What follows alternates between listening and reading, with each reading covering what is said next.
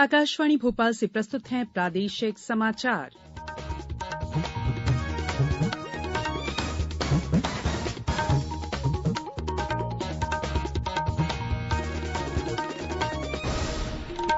नमस्कार, समाचारों के साथ मैं संयुक्ता बैनर्जी।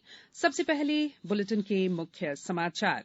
इंदौर में आज से होगी global investors summit. Global investors summit में 65 से अधिक देशों के प्रतिनिधि मंडल हिस्सा ले रहे हैं। देश के 500 से भी अधिक प्रमुख उद्योगपति भी होंगे शामिल। विश्व बैंक ने दुनिया में भारतीय अर्थव्यवस्था के सबसे तेजी से बढ़ने की संभावना बताई। और प्रदेश के कई जिलों में सर्दी का असर हो रहा है कम।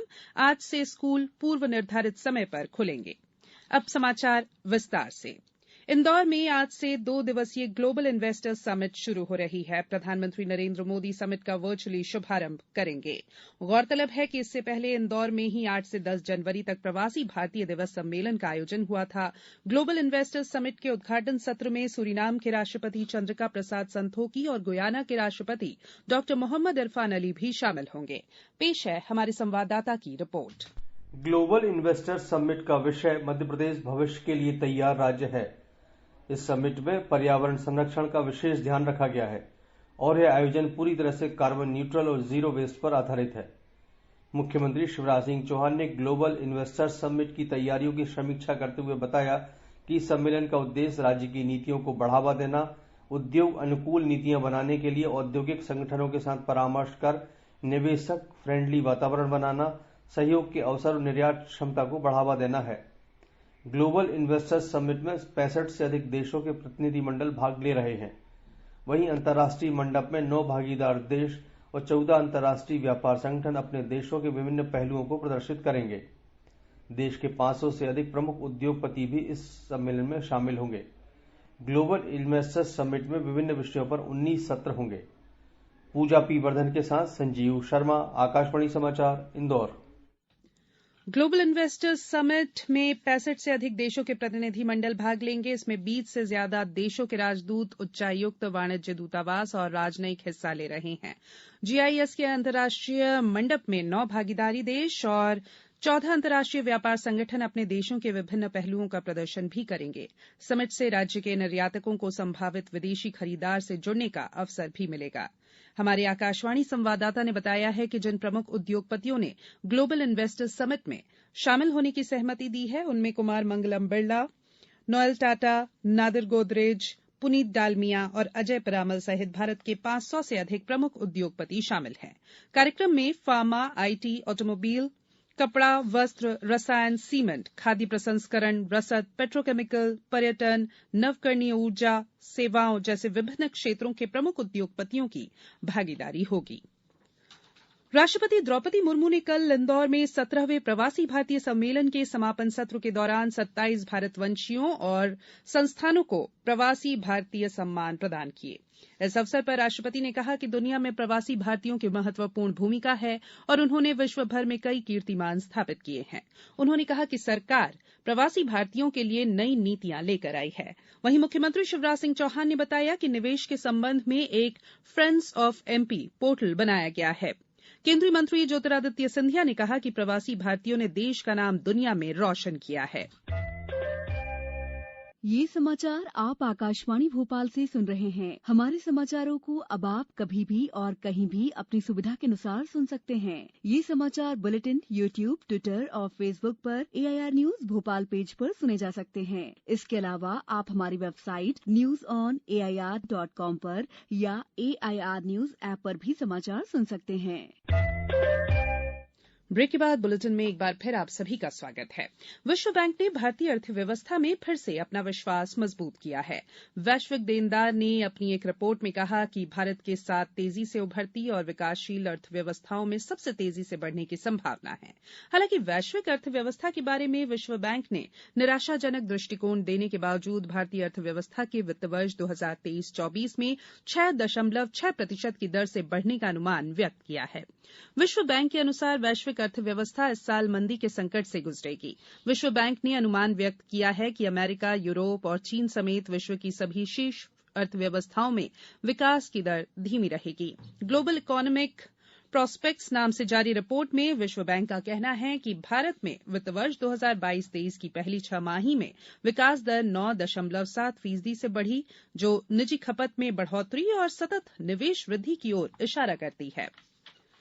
केंद्रीय सड़क परिवहन और राजमार्ग मंत्रालय आज से 17 जनवरी तक देशभर में सड़क सुरक्षा सप्ताह का आयोजन करेगा। इसका उद्देश्य स्वच्छता पखवाड़े के अंतर्गत सुरक्षित सड़कों को बढ़ावा देना है।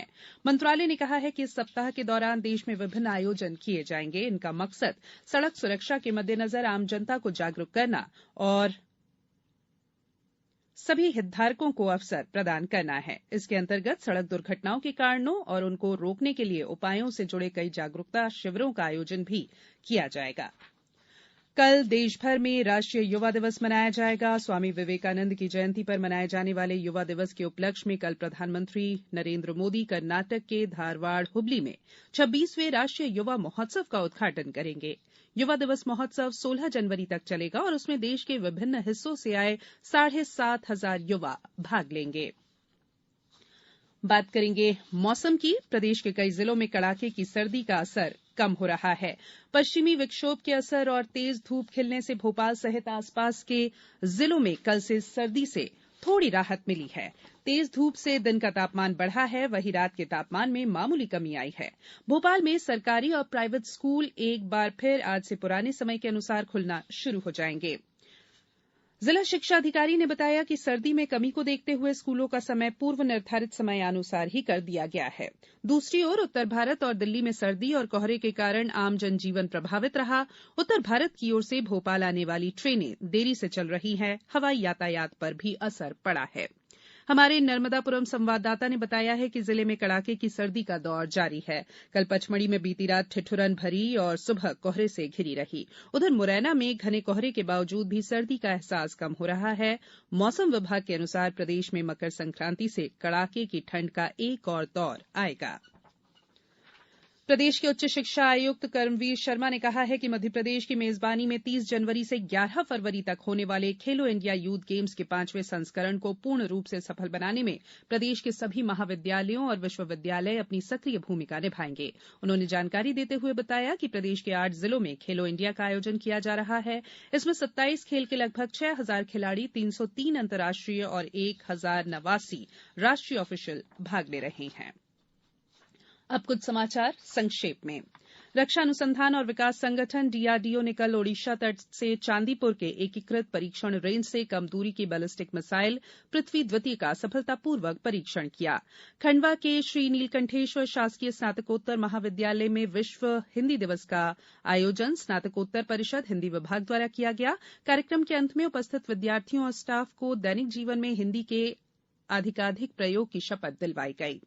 प्रदेश में इस साल की पहली नेशनल लोक अदालत 11 फरवरी को आयोजित होगी। जिला न्यायालय कटनी और समस्त तहसील न्यायालयों में भी इस दिन लोक अदालतें लगाई जाएंगी। ग्वालियर चंबल संभाग के कमिश्नर दीपक सिंह ने मुरैना में चंबल भवन पर चल रहे नवीनीकरण कार्यों का निरीक्षण किया। डिंडौरी जिले में जल जीवन मिशन योजना में पेयजल उपलब्ध कराने का काम करने वाले 4 ठेकेदार के 9 कामों के एग्रीमेंट पीएचई विभाग ने निरस्त कर दिए हैं। स्वामी विवेकानंद के जन्म दिवस युवा दिवस के उपलक्ष्य में 12 जनवरी को सामूहिक सूर्य नमस्कार का आयोजन होगा। गुना जिला स्तरीय आयोजन शासकीय उत्कृष्ट विद्यालय में सुबह 9 बजे से होगा। और पन्ना टाइगर रिजर्व के परिक्षेत्र किशनगढ़ बफर की बीट बसुधा में करंट लगाकर नर बाघ और मादा लकड़बग्घा का शिकार करने वाले 5 आरोपियों को वन विभाग की टीम ने गिरफ्तार कर लिया है। अंत में बुलेटिन के मुख्य समाचार एक बार फिर। इंदौर में आज से होगी global investors summit. Global investors summit में 65 से अधिक देशों के प्रतिनिधि मंडल हिस्सा ले रहे हैं। देश के 500 से भी अधिक प्रमुख उद्योगपति भी होंगे शामिल। विश्व बैंक ने दुनिया में भारतीय अर्थव्यवस्था के सबसे तेजी से बढ़ने की संभावना बताई। और प्रदेश के कई जिलों में सर्दी का असर हो रहा है कम। आज से स्कूल पूर्व निर्धारित समय पर खुलेंगे। बुलेटिन में इतना ही। इजाजत दीजिए। नमस्कार।